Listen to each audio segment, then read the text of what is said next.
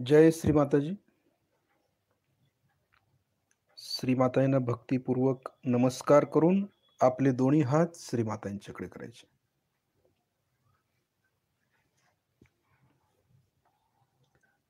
आपण श्री मातांना पाहायचं आहे आणि लक्ष दोन्ही हातांच्या बोटांच्या वरती ठेवायचे आहेत.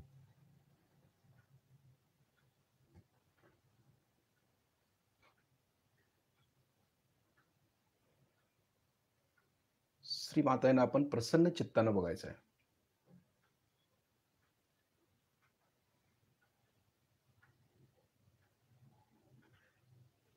आता काही जणांच्याकडे फोटो असतात किंवा काही जणांच्याकडे फोटो नाही आहेत. असंही होऊ शकतं. कुठे आपण बाहेर इकडे-तिकडे बसत असतो. त्यामुळे फोटो असेल नसेल त्याचा विषय नाही. ज्यांच्याकडे फोटो नाही त्यांनी डोळे बंद करून लक्ष व्हायब्रेशन्सकडे द्यायचं.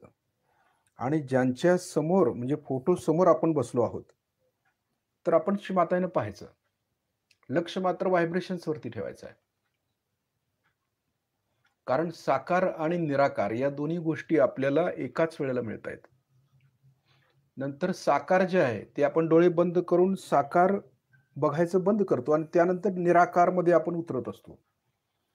निराकाराला महत्त्व जास्त आहे साकारापेक्षा.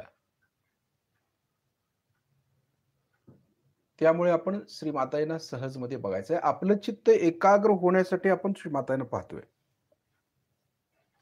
चित्ताची एकाग्रता यामध्ये महत्त्वाची असते. म्हणून आपण श्री मातांना पाहतोय.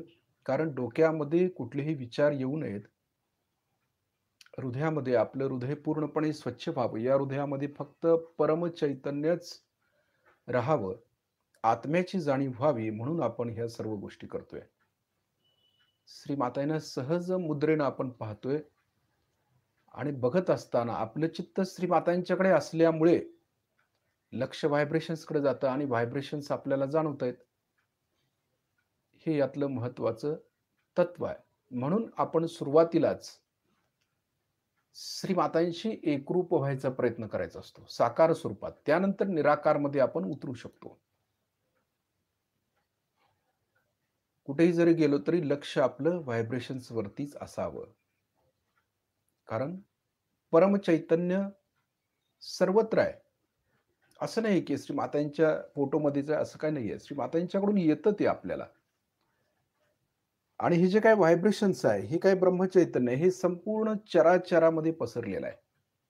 पण ते घेण्यासाठी आपल्याला याची जाणीव होणं हे सगळ्यात महत्त्वाचं ना. हे ब्रह्मचैतन्य, हे चैतन्य जे आहे, याची जाणीव पहिल्या सुरुवातीला हातामधून घेणं आवश्यक आहे. त्यानंतर मग व्हायब्रेशन्स आपल्याला समजू लागतात सगळ्या. म्हणजे सृष्टीमध्ये व्हायब्रेशन्स कशा आहेत, पृथ्वी तत्वातल्या व्हायब्रेशन्स कशा आहेत, आकाश तत्वातल्या व्हायब्रेशन्स कशा आहेत, हे सगळं आपल्याला मग समजायला चालू होतं. म्हणून सुरुवातीला आपण लक्ष व्हायब्रेशन्सकडे देणं गरजेचं असतं. जर व्हायब्रेशन्सच नाही समजल्या, तर आपण ध्यान काय करू शकतो किंवा ध्यानातून आपण काय प्राप्त केलं, हे समजणं आवश्यक आहे ना. जे ध्यान आपण करतो, त्या ध्यानातून या चैतन्याची आपल्याला प्राप्ती होत असते. आणि हे चैतन्य कसं कार्य करतं सृष्टीमध्ये, हे महत्त्वाचं आहे ना. जसं पृथ्वी तत्वामध्ये हे चैतन्य गेलं, तर पृथ्वी तत्व कसं कार्य करतं? जलतत्वामध्ये हे चैतन्य गेलं, तर जलतत्वामध्ये कसं कार्य करतं? वायू तत्वामध्ये हे चैतन्य मिसळलं, तर वायू तत्व कसं कार्य करतं? आणि तेज तत्वामध्ये जसं अग्नितत्व आहे, त्या तत्वामध्ये जर चैतन्य गेलं, तर ते कसं कार्य करतं? हे महत्वाचं आहे ना. त्याच्यामध्ये या पंचमहाभूत तत्वामध्ये चैतन्य हे असतं, त्याशिवाय ते तयारच होत नाहीये. परंतु ते आपल्याला जाणवलं पाहिजे ना. जसं हवन पेटवलेलं आहे आपण, हवन करतो. या हवनामध्ये आपल्याला काही देवी-देवतांचं दर्शन पण होतं किंवा ते आकार दाखवतात आपल्याला. या ज्वालामधून आपल्याला आकार समजतो, की बाबा श्री गणेश आलेत किंवा हनुमानजी आलेत किंवा कृष्ण आलेत, राम आलेत. हे सगळं या ज्वालामधून कळतं आपल्याला. याचा अर्थ असा आहे, की अग्नी तत्वामध्ये देखील चैतन्य आहे, व्हायब्रेशन्स आहेत. म्हणून लक्ष आपलं व्हायब्रेशन्सकडे पाहिजे. हवन करत असताना देखील त्या ज्वालामधून आपल्याला थंड चैतन्य लहरी जाणवल्या पाहिजेत. आपल्याला गरम जाणवतो, अग्नितत्व गरम असतं. परंतु व्हायब्रेशन्स मात्र थंड असतात. हे वैशिष्ट्य आहे ना सहजयोगी होण्याचं.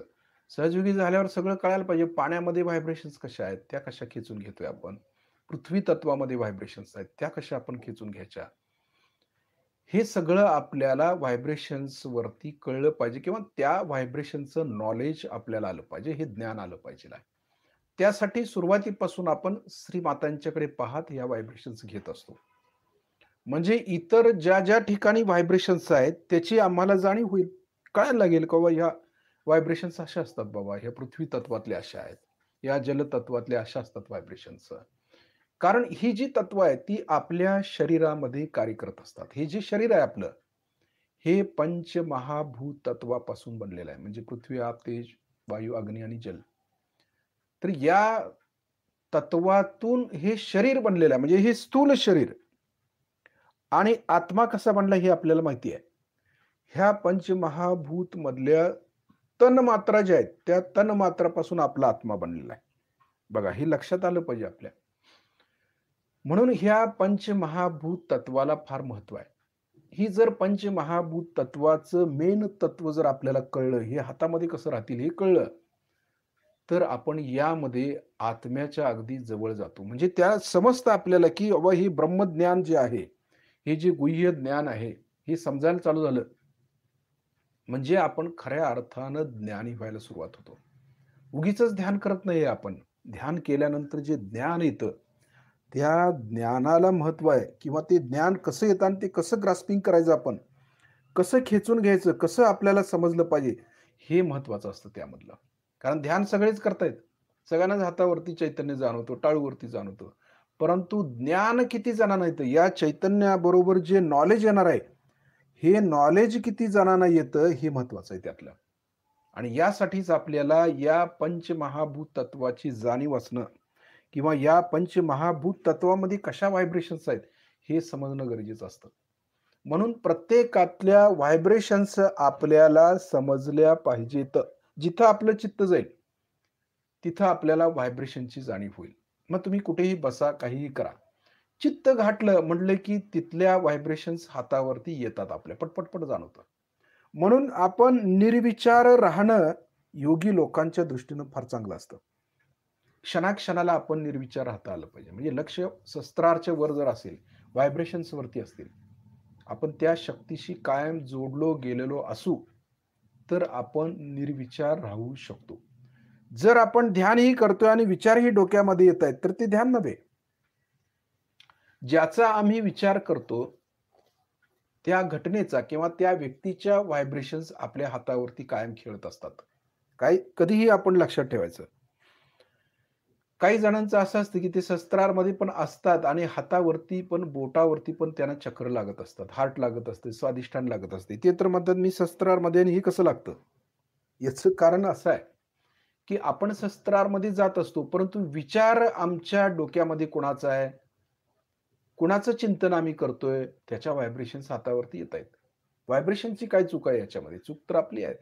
आपण पूर्णपणे निर्विचार नसल्यामुळे ज्याचा विचार आपल्या डोक्यामध्ये असेल, हृदयामध्ये असेल, त्या व्हायब्रेशन्स आपल्या हातावरती येत असतात. हे पक्क लक्षात ठेवायचं आपल्याला. म्हणून आपण कायम निर्विचार व्हायचा प्रयत्न करायचा असतो.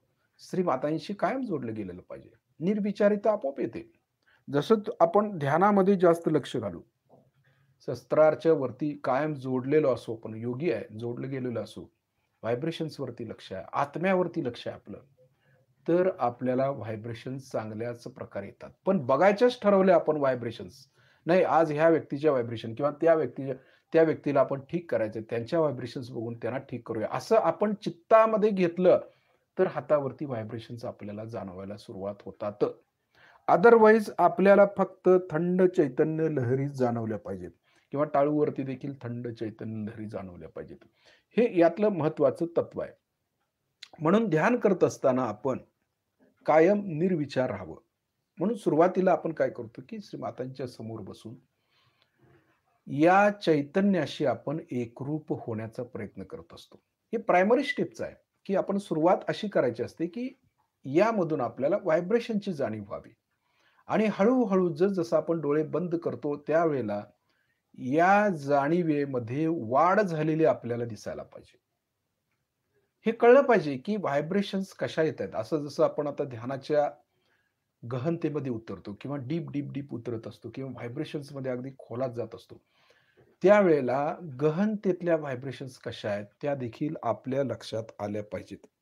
जसं आपण आता श्री गणेशाची स्तुती करतोय.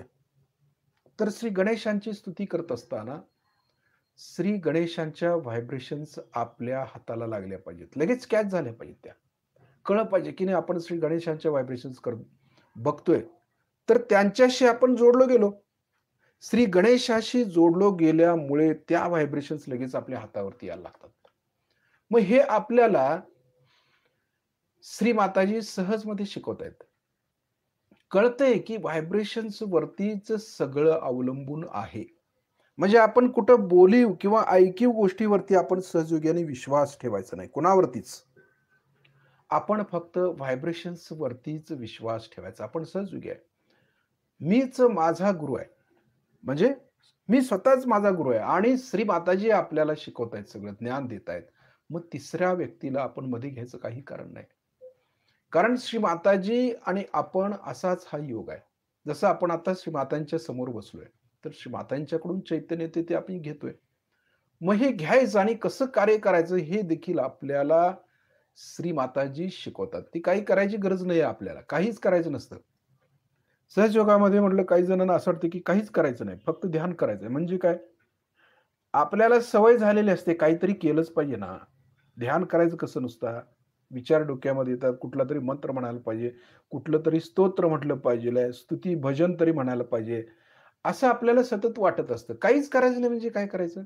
म्हणजेच ध्यान. काहीच करायचं नाही म्हणजेच ध्यान असतं. हे जे स्तोत्र आपण म्हणतो किंवा भजन म्हणतो श्री मातांचं, हे कशासाठी म्हणतो?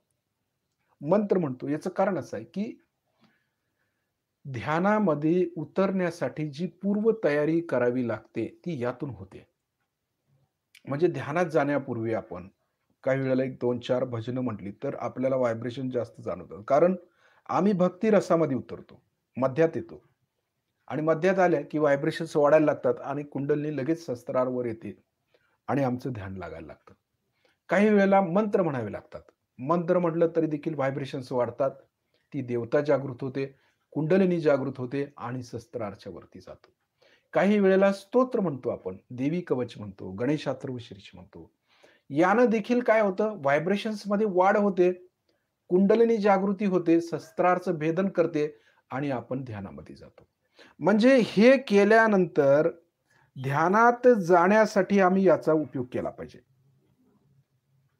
इतर वेळेला आम्ही कायम ध्यानाच्या स्थितीत असायला पाहिजे. म्हणजे हे सर्व न करता देखील आम्ही कायम शस्त्राच्या वरती असलं पाहिजे.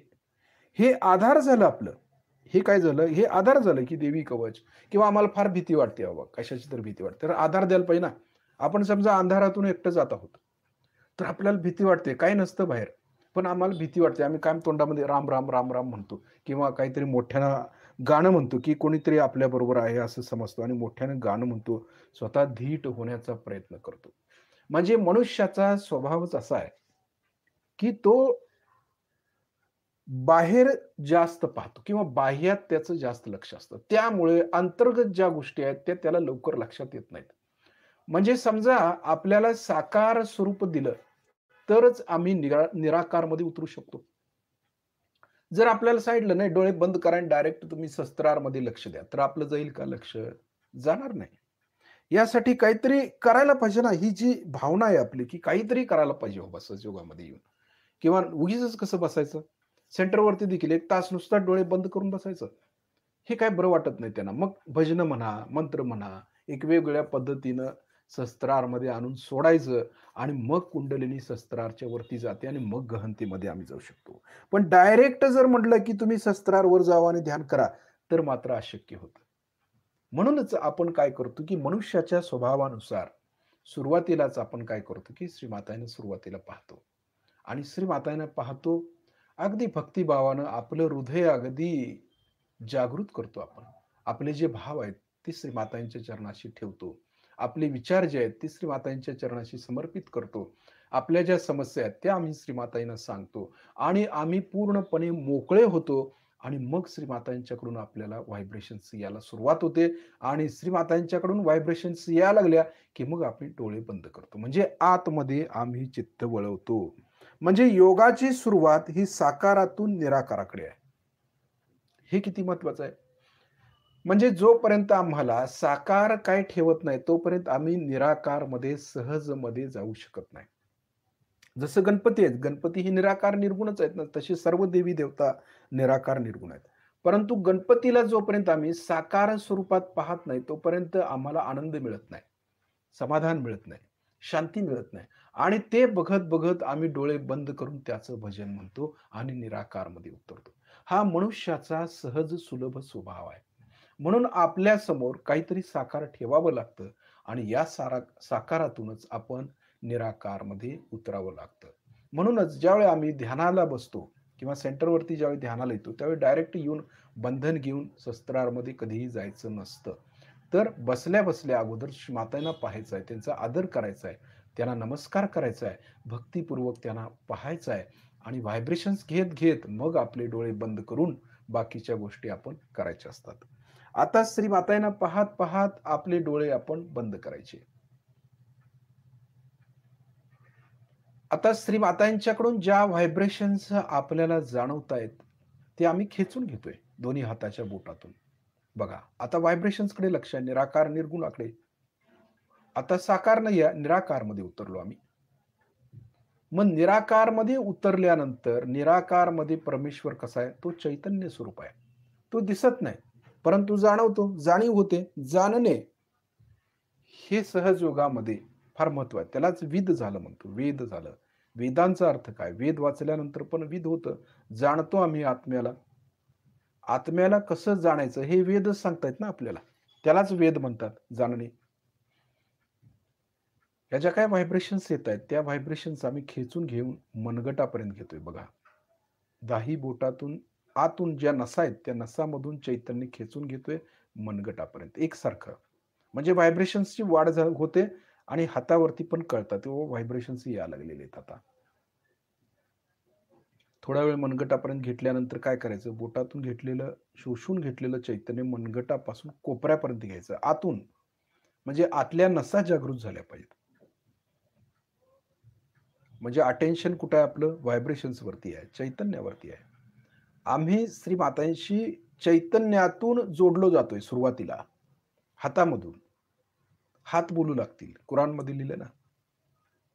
म्हणजे आम्हाला निराकारमध्ये उतरायचं असेल, तर आम्ही हातातून सुरुवातीला जे चॅनल्स आहेत हातावरती, बोटावरती, ज्या देवी-देवता बोटावरती बसवलेल्या आहेत, त्या देवी-देवता चैतन्य खेचून घेतात आणि मग आपल्या बॉडीमध्ये ते येतं, आतमध्ये उतरतं. ही दैवी भाषा आहे.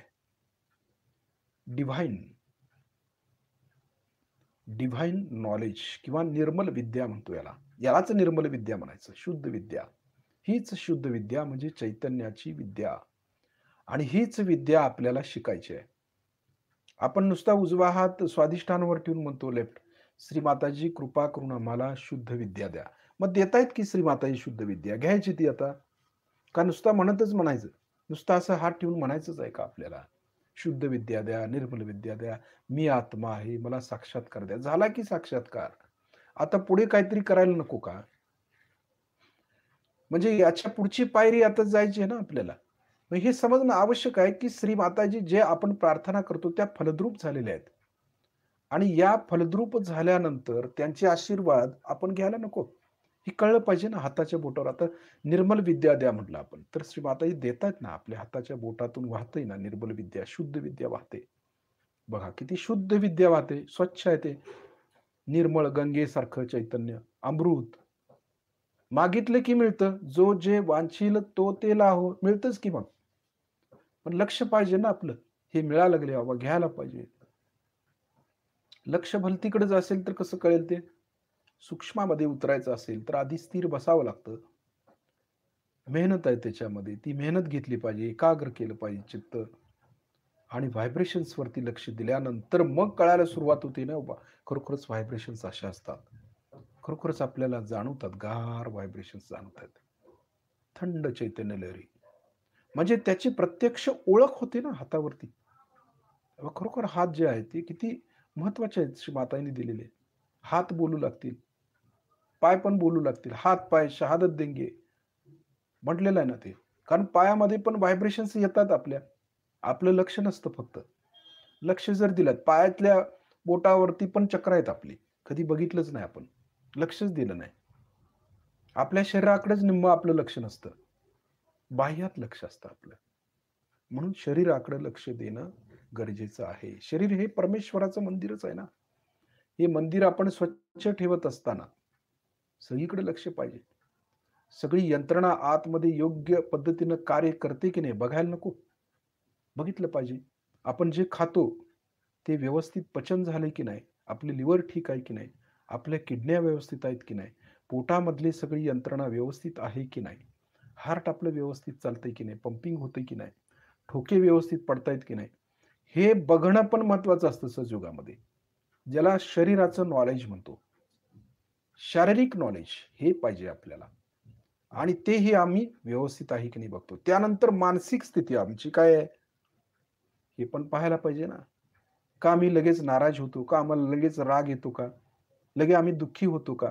कुठल्या प्रसंगातून आम्ही विचलित होतो का? मानसिक स्थिती माझी बिघडलेली आहे काय? काय आर्थिक समस्येमुळे मी विचलित झालोय का? हे पण बघणं गरजेचं असतं. याला मानसिक विकार म्हणतात. म्हणजे शारीरिक आणि मानसिक या राइट साइडला आहेत आपल्या. याचंही आम्हाला नॉलेज पाहिजे. माझं शरीर आहे, पण मलाच नॉलेज नाहीये. असं बऱ्याच वेळा घडतं.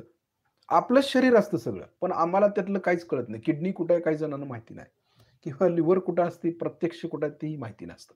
स्प्लीन कुठे आहे, कशी खराब होते, का होते हे माहिती नाहीये.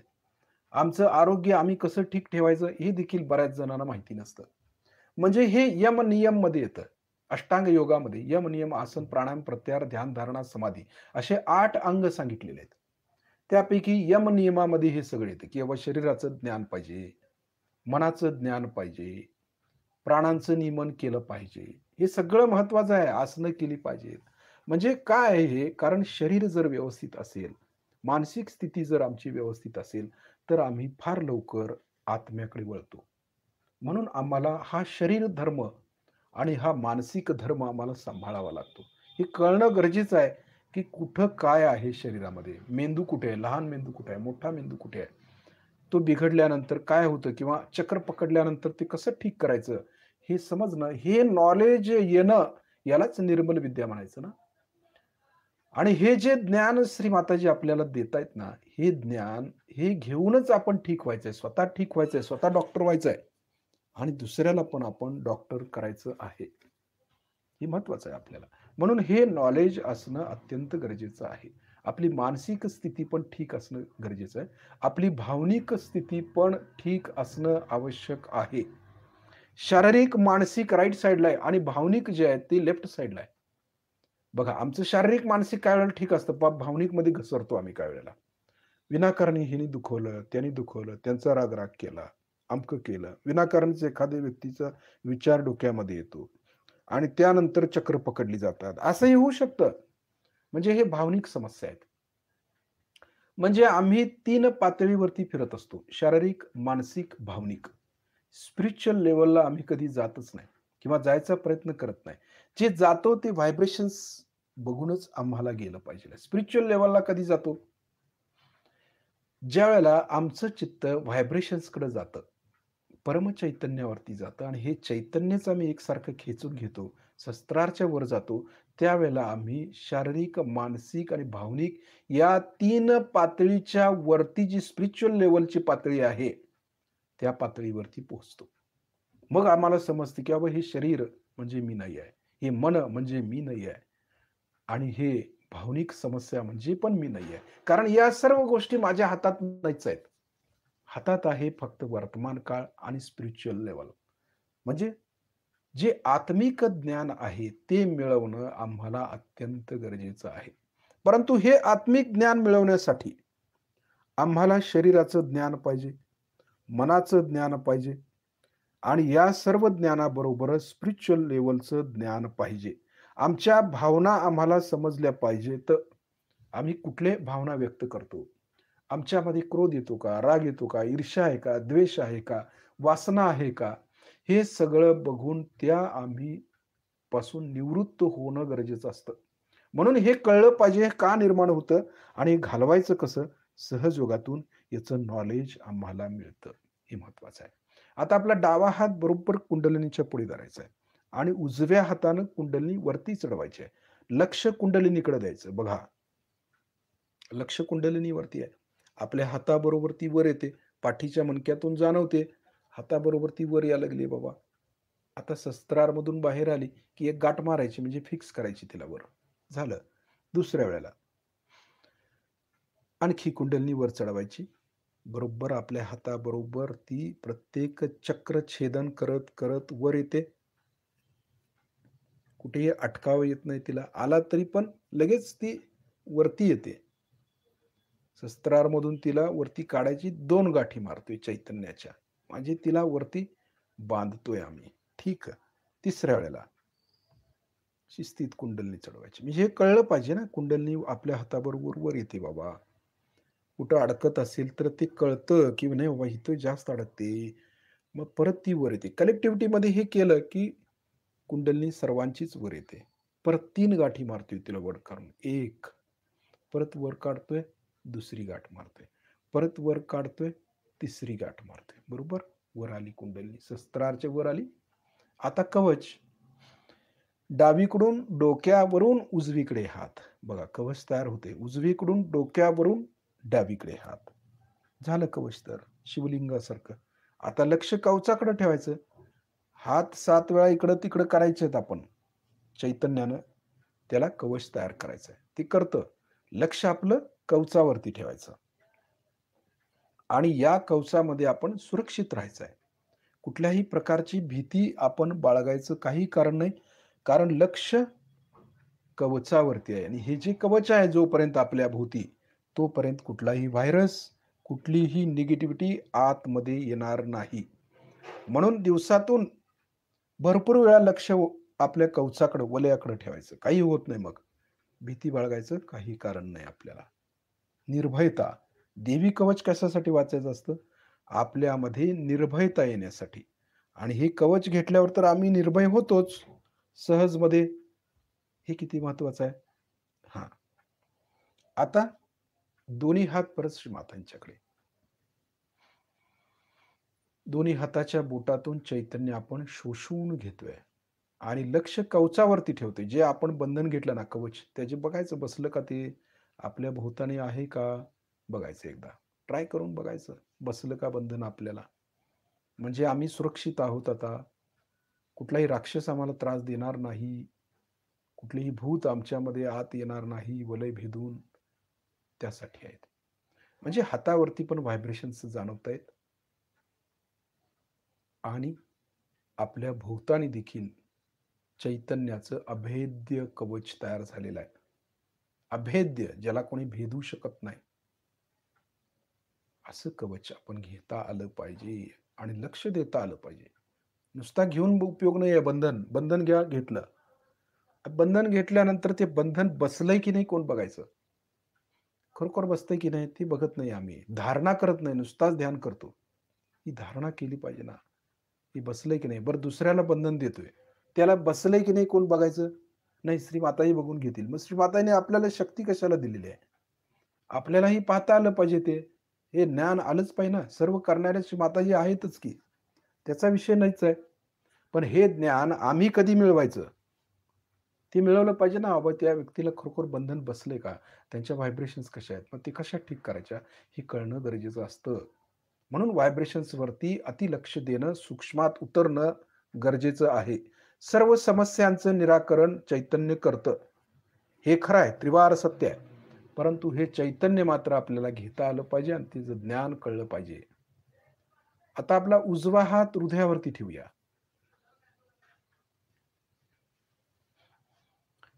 इथं म्हणूया, श्री माताजी आपल्या परमकृपेत मी शुद्ध आत्मा आहे, पवित्र आत्मा आहे, निर्मळ आत्मा आहे.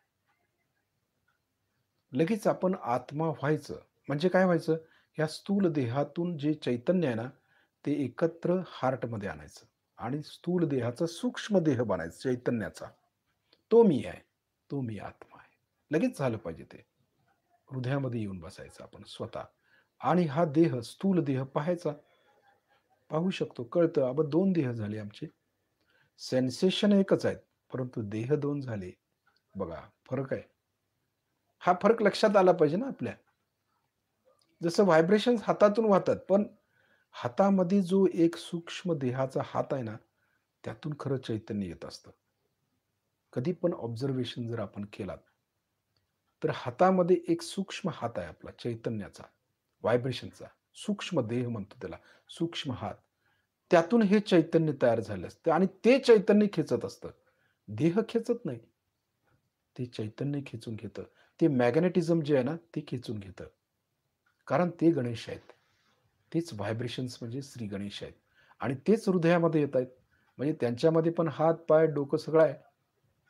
कारण ह्या देहाचा आकार या देहाला आला, सूक्ष्म देहाला.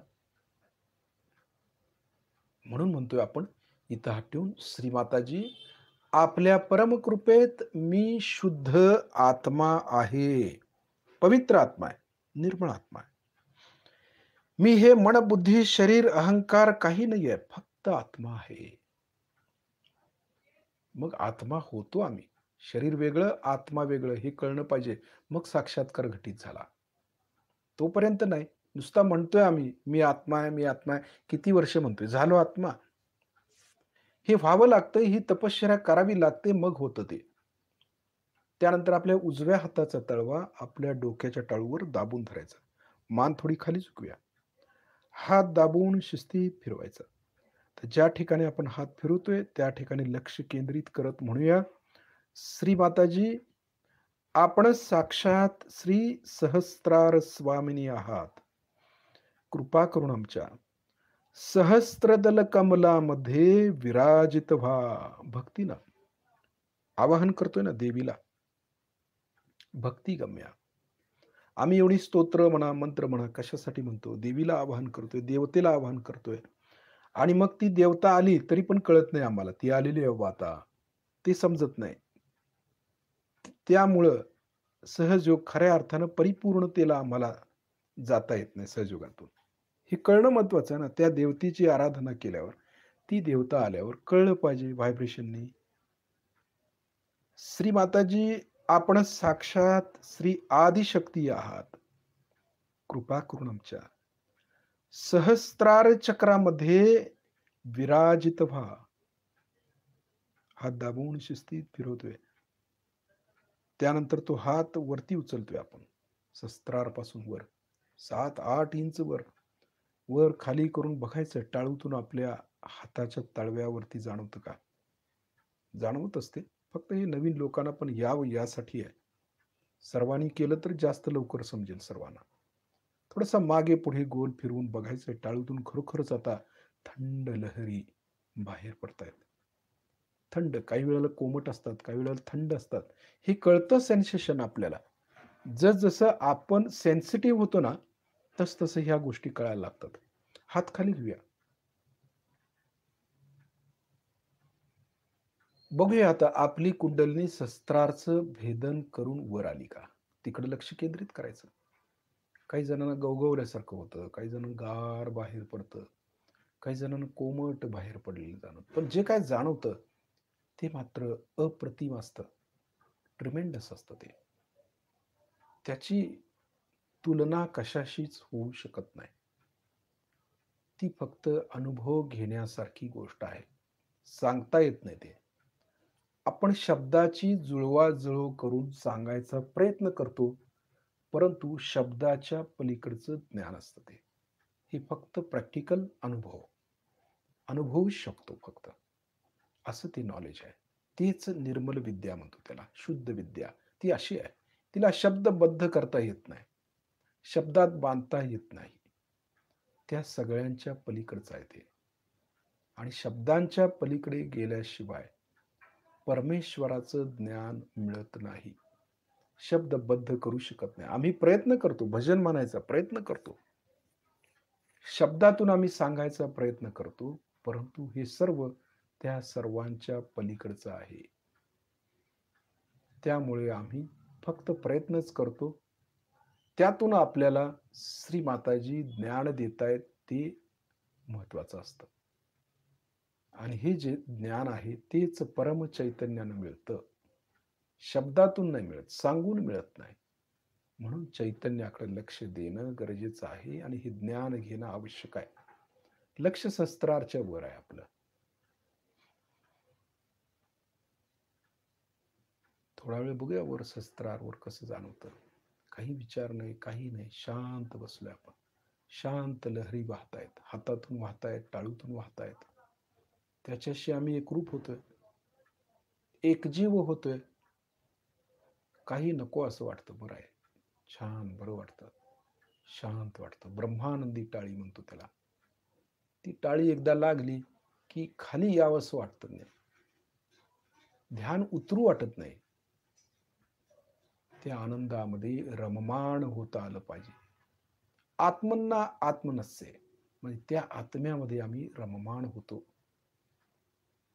मनुष्य बाहेर सुखी राहू शकत नाही, पण तो स्वतःच्या आत्म्याबरोबर जास्त आनंदी राहू शकतो एकटाच. म्हणून म्हटलं ना, एकटा जीव सदाशिव. ते त्याच्यासाठीच. ज्यावेळी तो एकटा असतो त्यावेळी त्या आत्म्याच्या आनंदामध्ये तो आनंदात राहू शकतो. म्हणूनच पूर्वीचे जे ऋषी मुनी आहेत ते एकांतात जाऊन तप करायचे. कारण त्यामधून ते जे आनंद प्राप्त करायचे तो प्रचंड असायचा. परंतु श्री माताजींनी आपल्याला एकटं ध्यान करायला सांगितलं नाही. 2 प्रकारचे ध्यान, एक कलेक्टिव्हिटीचं आणि एक वैयक्तिक. दोन्ही ध्यान आपल्याला करायचं आहे. कारण आपण प्रपंचामध्ये राहतो. आम्ही हिमालयात जाऊन राहत नाही. कुठं डोंगरावरती जाऊन तप करत नाही. संसारामध्ये राहून आम्ही ज्यावेळी तप करतो, त्यावेळेला हा संसार करत करत कुठेतरी नंतर एका कोपऱ्यामध्ये ध्यानाला बसल्यावर स्वतःच्या आनंदाचा आपण विचार करायचा, बघायचं खरोखर कुंडलिनी वर आल्यानंतर आम्ही पूर्णपणे आनंदात आहोत की नाही. सगळे विसरून जातो. प्रपंचातील ताप सगळे विसरून जातो या ध्यानामुळे. किती महत्वाचं आहे. कितीही जरी समस्या प्रपंचामध्ये असल्या, किती काही भयानक घडलेलं असलं, तरी ज्यावेळी आम्ही ध्यानामध्ये जातो ना, त्यावेळी सर्व विसरून जातो. ती व्यक्ती खऱ्या अर्थानं ध्यानाला प्राप्त करते. जी जास्त ठोकर खाल्लेली आहे. जी जास्त ज्याला संसारामध्ये तापलेला आहे, त्रास झालेला आहे, वैतागलेला आहे, तो जास्त या ध्यानामध्ये प्रवीण होऊ शकतो किंवा त्याला ते प्राप्त होऊ शकतं. कारण ती ताकद त्याला मिळते. कारण तो वैतागलेला असतो, ताप झालेला असतो. नको वाटतं हा संसार आणि त्यामुळे मग तो ह्या गोष्टीकडे गांभीर्यानं पाहतो आणि आत्म्याच्या अधिक जवळ जातो. म्हणून तुकाराम महाराज काय म्हणतात माहिती आहे? तुकाराम महाराजांनी सुख कधी मागितलं नाही, दुःखच मागितलं परमेश्वराला. विठ्ठला मला सगळं दुःखच दे. का? कारण या दुःखामुळेच तर मला तुझी आठवण होते. सुखामध्ये तुझी आठवण होत नाही, आम्ही विसरतो. सुख आल्यानंतर काय होतं, की मनुष्य त्या सुखामध्ये, आनंदामध्ये राहतो आणि परमेश्वराला विसरतो. आणि हेच नेमकं तुकाराम महाराजांना नको आहे. त्यांना आत्म्याचा आनंद पाहिजे, परमेश्वरी आनंद पाहिजे, जो निरंतर आहे, जो शाश्वत आहे. जे नष्ट होणार आहे ते त्यांना नको आहे.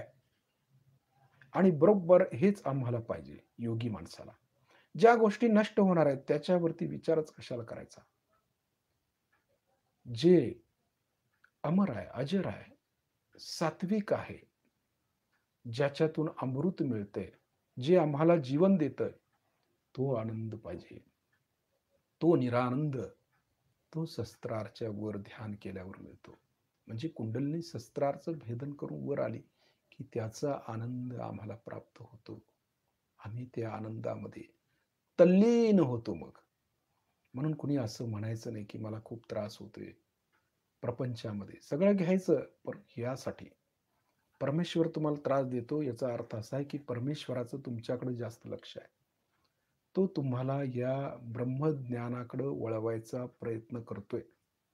आपण त्या गोष्टीत न अडकता त्या ब्रह्मज्ञानाकडे अडकावं ही त्याची इच्छा आहे.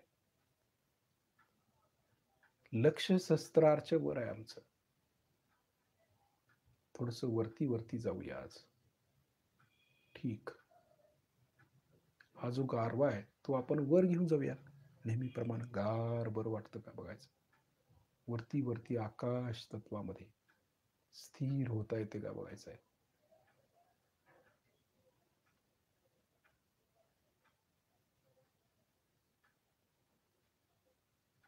शून्य शिखर पर अनहत बाजिले, कबीरांचे दोहे पण त्यावेळी आठवतात. किती कर्म करतानाच राम नामाचा जप करायचे, हाताने कर्म करायचे पण तोंडातून राम राम राम शब्दोच्चार. तसं आम्ही करायला पाहिजे. प्रपंच करतच हा परमार्थ जो कुंडलिनी जागृती आहे ना, तिकडेही लक्ष पाहिजे, आत्म्याकडे लक्ष पाहिजे. जीवन अशा पद्धतीनं आपण सोन्यासारखं करून घेतलं पाहिजे. असं नाही की प्रपंचामध्ये ढेपाळून गेलोय आम्ही, अगदी खालच्या प्रतीला गेलोय. काही मिळवायचं आहे आपल्याला, काही पैसा संपत्ती वैभव सगळं मिळवायचं आहे, परंतु त्यामध्ये न अडकता आत्म्यामध्ये लक्ष देणं गरजेचं आहे. ते मिळो न मिळो, ते सगळ्या नष्ट होणाऱ्या गोष्टी आहेत, त्या सर्व इथेच सोडून जायच्या आहेत. हे पक्क लक्षात ठेवायचं आपण. हे क्षणिक सुख आहे, क्षणभंगूर आहे ते सगळं. हे खरं आहे, हे आम्ही अनुभवलंय योगी माणसांनी. माहिती आहे आपल्याला, रोज लोक मरताना पाहतो तरी उपरती होत नाही आम्हाला. ही उपरती आम्हाला झाली पाहिजे की बाबा आता आम्ही आत्म्याला प्राप्त केलं पाहिजे. रोज हजारोनी लोक मरतायत त्यावेळी देखील आमचे डोळे उघडत नाहीत. आम्हाला वाटतं आम्ही अमरच आहे, पण आत्मा आहे अमर, शरीर नाही आहे. शरीराकडे का लक्ष द्यायचं आहे आपल्याला, आत्म्याकडं. हे महत्वाचं आहे. म्हणून लक्ष शस्त्राच्या वर आहे, आत्म्याकडे आहे. तो आत्मा जो कायम आपल्याला आनंदी ठेवेल, सुखी ठेवेल, समाधान ठेवेल, तो आत्मा मी आहे. आणि तो त्या परमात्म्याशी एकरूप होतोय. म्हणून लक्ष शस्त्राच्या वर आकाश तत्वाकडे. एकरूपता आली पाहिजे ना, त्याच्याशी जोडलं गेलो पाहिजे. आमचं चैतन्य त्या परम चैतन्याशी जोडलं गेलं पाहिजे ना, मग ज्ञान यायला सुरुवात होते. मग वर वर वर गेल्याशिवाय जोडणार कसं? मग वरतीच का? कारण वर इथर आहे. इथर म्हणजे चैतन्याचा थर आहे. आणि या चैतन्याच्या थरामधूनच आपल्याला ज्ञान येतं. जे टॉर्शन एरिया आहे, तो टॉर्शन एरियावर आहे. आईन्स्टाईनने सांगितल्याप्रमाणे टॉर्शन एरिया आहे, त्या एरियातनं त्याला ज्ञान आलं. आणि तो टॉर्शन एरिया वरती आहे, इथरमध्ये आहे, आकाश तत्व. आणि हे ज्ञान विष्णू तत्वातून येतं, म्हणजे श्रीकृष्णाने दिलेलं ना, खेचर मधून आले ते. खेचर आकाश, जे वर खेचलं जातं तो खेचर.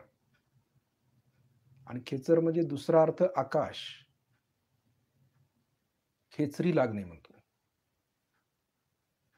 हे योगी लोकांनी, योगातले शब्द आहेत सगळे. हे मोठे मोठे शब्द आहेत, परंतु आपण फक्त प्रॅक्टिकल करतोय, ते नुसतं ऐकतोय, पण प्रॅक्टिकली आहे, होतंय ना ते. आकाश तत्वामध्ये लक्ष ठेवायचं आपल्याला, थोडंसं स्थिर राहायचंय तिथे.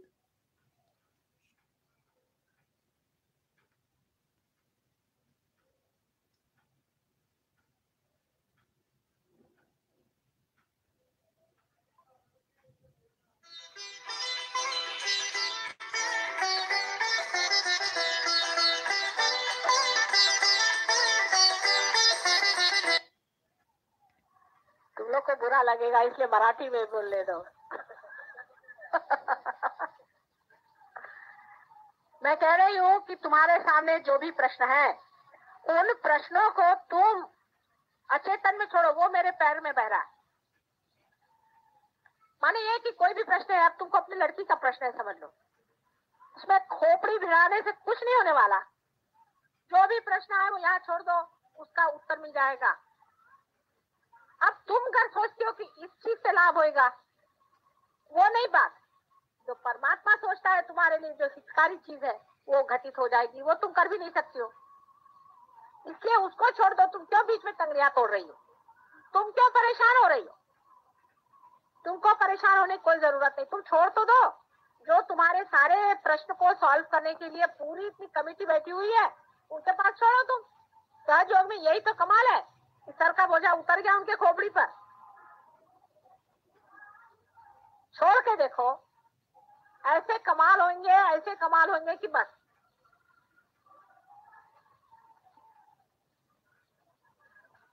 लेकिन मनुष्य की खुददारी की बात हो जाती है। आखिर तक वो ऐसा ही सोचते रहता है कि नहीं, मुझी को करना है, मुझी को करना है। और सोचते रहिए, एक के ऊपर एक ताना बाना चलता रहेगा। कितना भी आप करते रहिए, आखिर में आप पाइएगा कि आप कहीं भी नहीं पहुंचे और आखिर पागल खाने में ही आप जाइएगा। आपके प्रश्न हल करने के लिए एक बहुत बड़ी कमेटी बैठी हुई है। उसमें 5 तत्व के अधिनायक बैठे हुए हैं ब्रह्मदेव, सारे धर्म के बनाने वाले बैठे हैं विष्णु, और सारे संसार की स्थिति लेकर के और लय लेकर के बैठे हुए हैं शंकर। उनको भी तो कभी कभी चांस दो कि तुम ही लोग सारे प्रश्न को ठीक करोगे।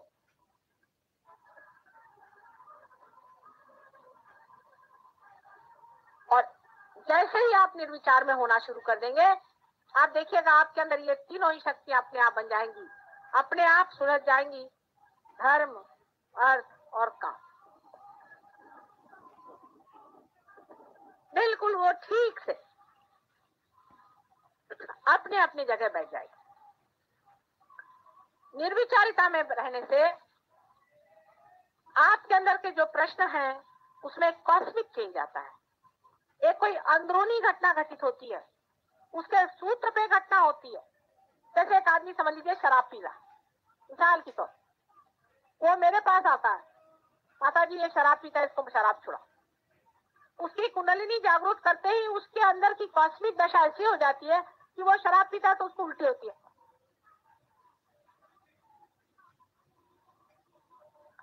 फिर ये भी हो सकता है कि शराब की भी जो मादक शक्ति उसको भी खत्म कर सकते। जब शक्ति पे बैठे तो हर तरह की शक्ति को ले सकते,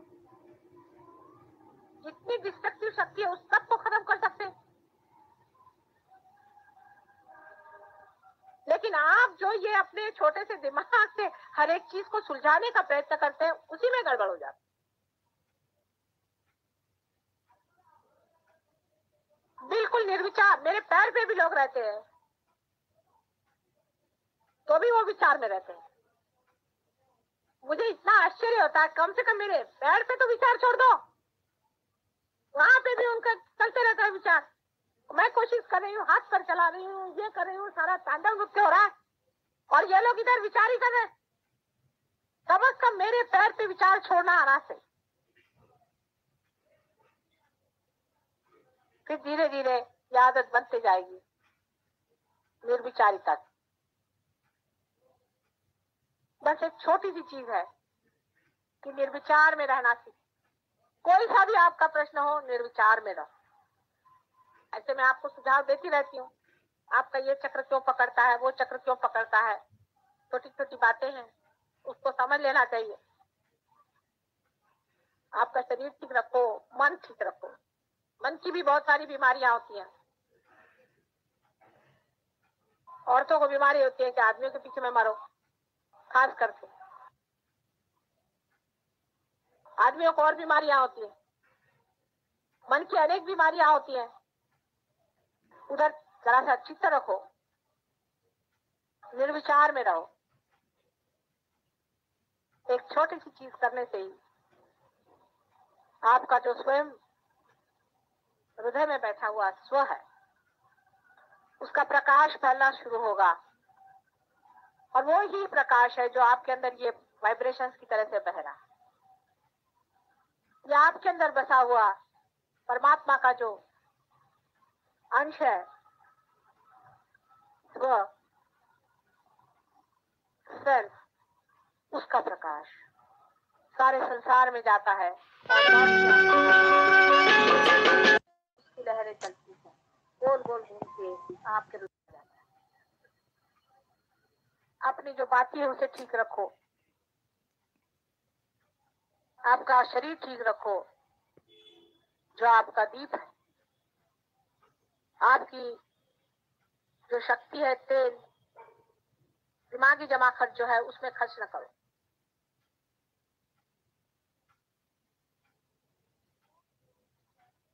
लौ को सीधे लगाओ, जो लौ के ऊपर का हिस्सा है उसको मां से चिपका लो, उसके पैर में बांध, सीधी की सीधी लौ निर्विचारता में निर्भीकता से जलती है। और जब ऐसा आदमी कहीं खड़ा होगा तो उसकी तेजस्विता देखकर लोग कहेंगे कि भाई तुम्हारे गुरु कौन है, ये तुमने किससे पाया। यही सहज योग के लिए आप लोगों को करना है, जहां तक हो सके निर्विचार रहे।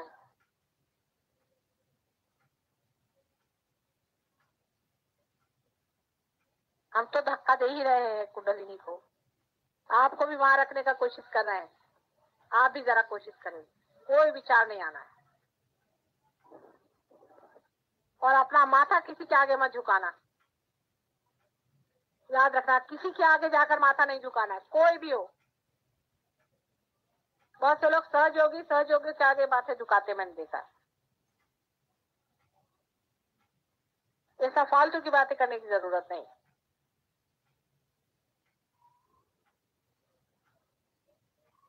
मूर्तियों में भी देख के जिसके वाइब्रेशन ठीक हो, ठीक है। मूर्तियों से आप बहुत बड़ी मूर्तियां हैं, आप स्वयं एक मंदिर है, क्या वो मूर्ति थोड़ी आपके वाइब्रेशन जानती है? वो तो उसमें से वाइब्रेशन बस आ ही रहे हैं, बस, और क्या हो रहा है। आप तो अपने हाथ भी चला सकते हैं, दूसरे से आप जागृति दे सकते हैं, किसी का चक्र खराब हो उसको आप ठीक कर सकते हैं। मूर्ति तो आप बैठी सिर्फ वाइब्रेशन छोड़ रही है।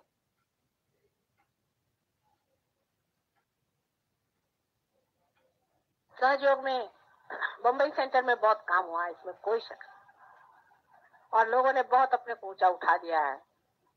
और वैसे भी महाराष्ट्र में बहुत काम हुआ है।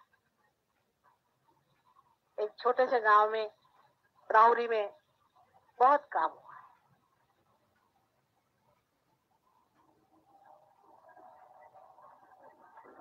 जितना आप गहरा उतरेंगे उतना ही गहरा काम होगा।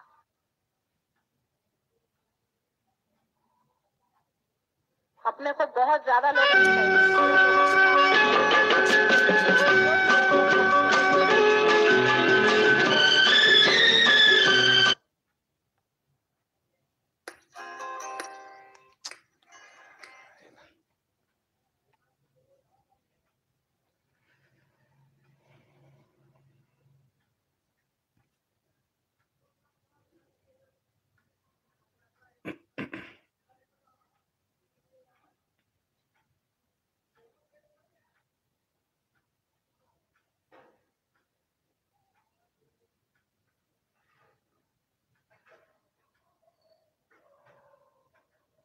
लक्ष शस्त्राच्या वरती असू दे थोडा वेळ.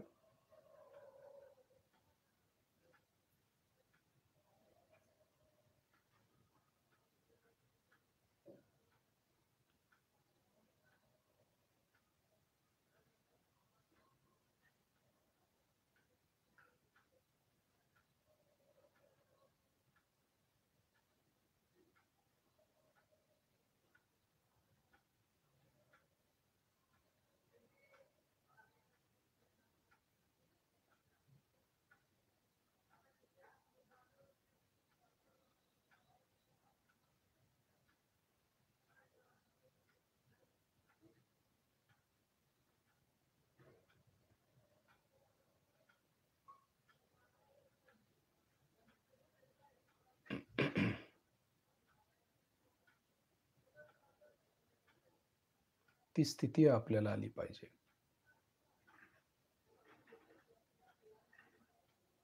फक्त जोडलं गेलोय आपण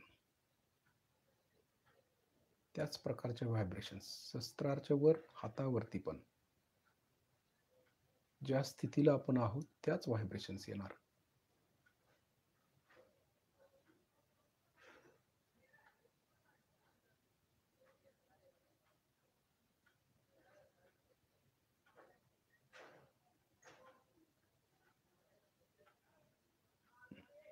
तर हळूहळू आता आपले डोळे उघडूया, आपण श्रीमातांना पाहूया.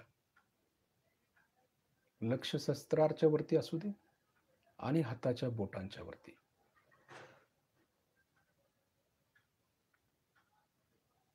डोळे उघडे ठेवून देखील आपण लक्ष शस्त्रावरती ठेवू शकतो.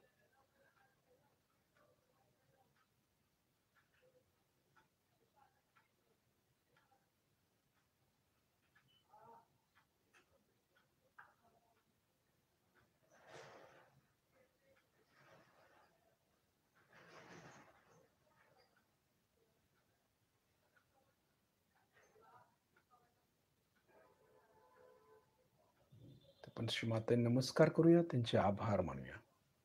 श्रीमाताजी, आपल्या चरणाशी कोटी कोटी प्रणाम, कोटी कोटी प्रणाम. शिस्तीत पुन्हा एकदा आपण बंधन घेऊया.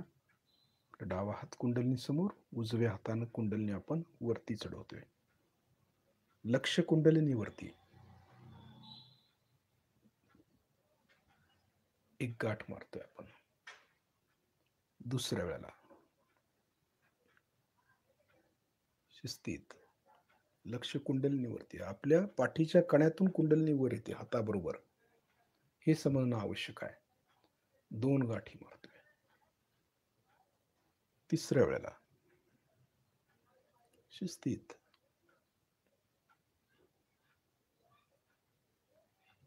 वरती येते. 3 गाठी मारतोय आपण. कळलं पाहिजे हाताबरोबर वरती आलेली कुंडलिनी. त्यानंतर कवच. डावीकडून डोक्यावरून उजवीकडे हात, उजवीकडून डोक्यावरून डावीकडे हात. लक्ष आता कवचाकडे ठेवायचं, वलयाकडे ठेवायचं.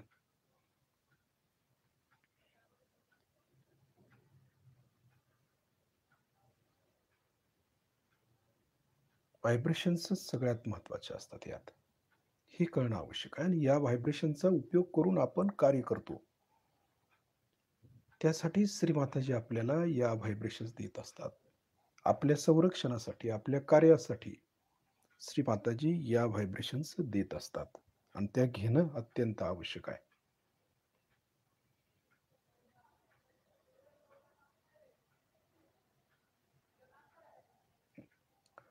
उद्या आपण दिवसभर लक्ष शस्त्राच्या वरतीच ठेवायचं आहे आणि आपल्या कवचाकडे ठेवायचं आहे. सगळ्यात महत्वाचं काय, जे कवच आपण घेतोय त्या कवचाकडे आपलं अत्यंत लक्ष असणं आवश्यक आहे. दिवसभर आपण तेच करायचं आहे. जय श्री माताजी.